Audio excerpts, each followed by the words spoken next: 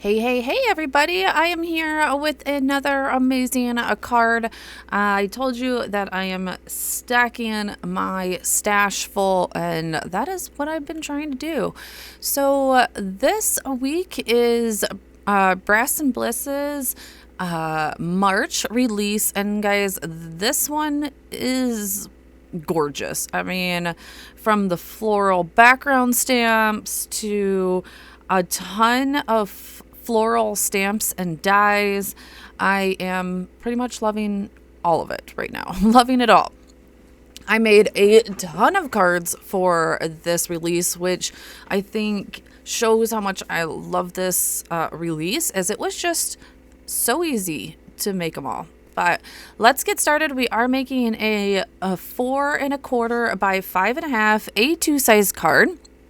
And we are going to start out with the Gardenia floral die or stamp and die set.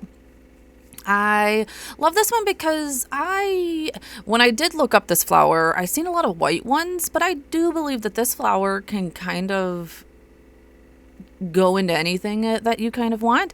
So I had this deep maroon purple paper that I've been wanting to use for quite some time now in my stash. And so I was like, today's the day. These flowers can carry a purple. Like, it might not be the most realistic thing, but we don't always have to be all realistic, right? When we are creating. So we are going to start. We used our Honeybee Creative ink for our alcohol marker ink.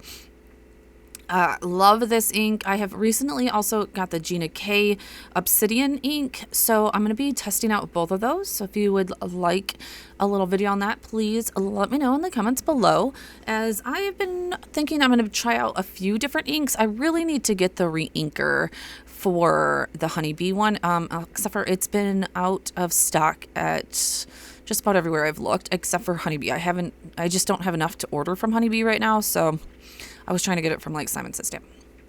All right, so we are going to use our Ohuhu markers. I have almost the full set of them. I mean, if I don't have it at this point, I am not going to get it because I've organized my markers and I don't want to reorganize them again. I think I'm only missing like 20-ish markers in there, and I think I'll be fine.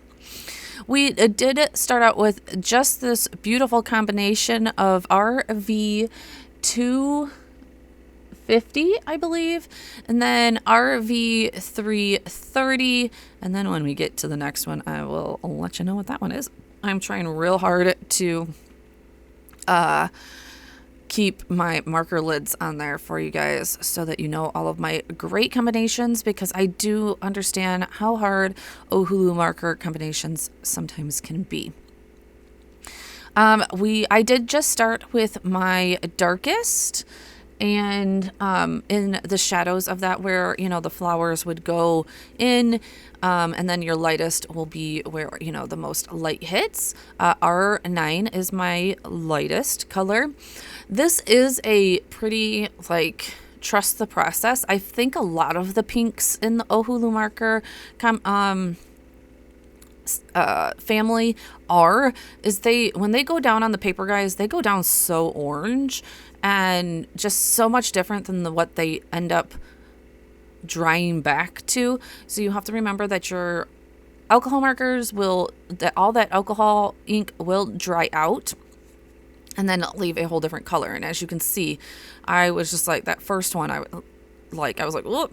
I ended up doing quite a lot of tip to tip though on these ones, as I felt like they were just a little too far apart, and I wanted to blend that out just a little bit more. So you are seeing me do a tip to tip with the RV330, I believe, and the R9. And honestly, loved this combination. And as you can see, and as it sits there, it goes from that like weird orange color into this bright pink, lovely color. And like I said, that first when I sat there and was coloring this, I'm like, okay, we all know that this is a trust the process when you put down that first pink, because It just doesn't look like it should. And when you take it from the swatch on your paper, you know, that I've swatched out everything, and then you go to color with it, you're like, oh my gosh, that's not the right. And then you're like, you have to remember, like, this is just a trust the process. I did go back into some of the larger flowers just to bring out that mid-tone again with the RV330. I just felt like that lightest color did push it back a little bit.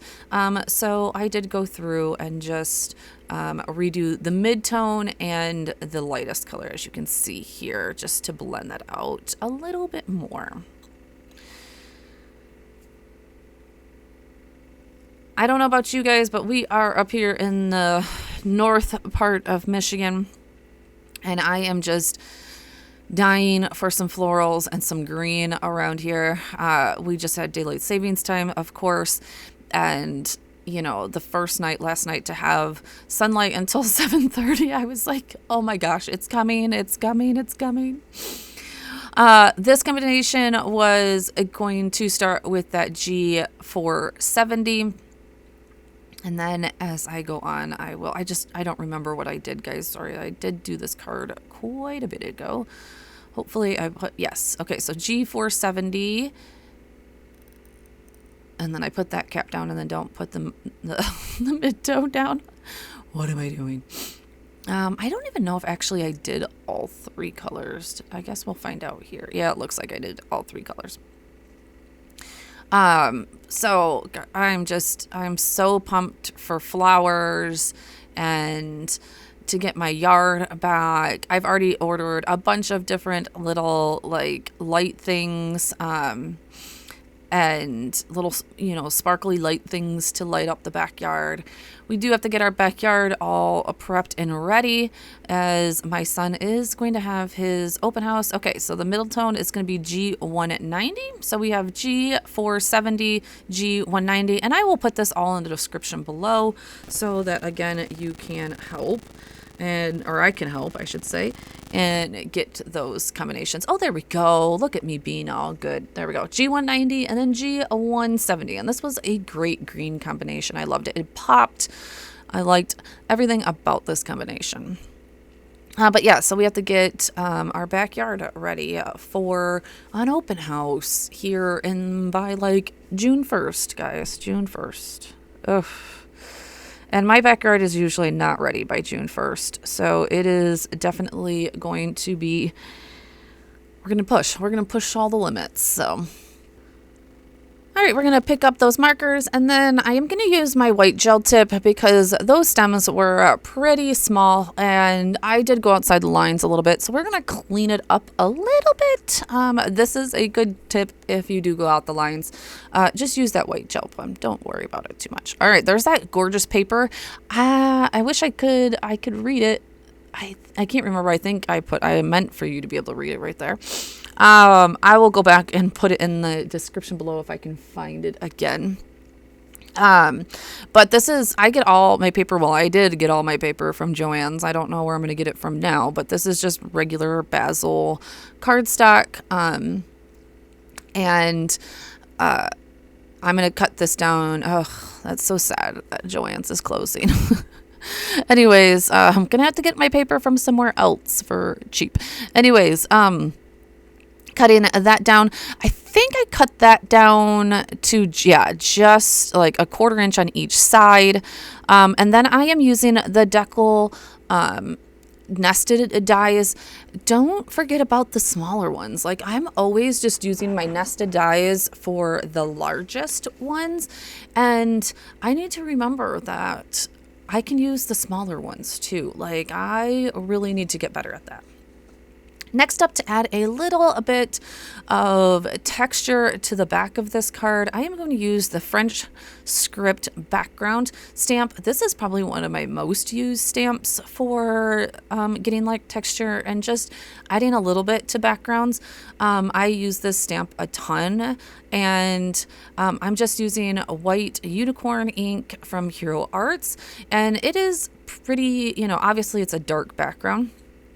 So it's pretty bright at this point, but when that white ink settles into the paper a little bit more, it will fade even more, and it will just become a really subtle background for my card.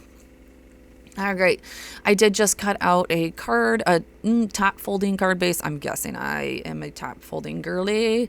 Let me know, are you a top folding girly? And you just seen I totally dropped my card on my card base, and then I put it down wrong to begin with, so glue everywhere. You know, we can just wipe that off. There was one spot that I got it wiped off on, and then, oh, there we go. I'm like, oh, that is not straight. There we go. And then it tore my paper a little bit, but all right, we're going to cut these flowers out with that die set. Super easy, using my Platinum Spellbinders 6, loving my machine, and my magic mat. My magic magnetic mat, of course. I don't know how anybody does it without a magnetic mat. I started die cutting with a magnetic mat, and so I don't know how people die cut without a magnetic mat. Like, there I am. I'm trying to clean up a little bit of my adhesive, and right here I'm going to tear the paper a little bit. I went a little too hard. Oh, I was so upset when I did that. But honestly, you could barely tell. It wasn't a huge deal. So we put down that burgundy paper there, and then I cut 2 of these little decal panels pretty much, and I'm just going to angle them on each other, put those right together, pop them up with a little bit of foam to create some dimension here. Yep, we're gonna do all of that so that it doesn't get crushed in the mail. There we go. Love this. I'm going to put it right down in the middle. Again, this is just giving us a little bit of a center point or a focal point to put our florals. So look at how they pop. Ugh, I love this card, honestly. I don't know, maybe I'm going to make this card again.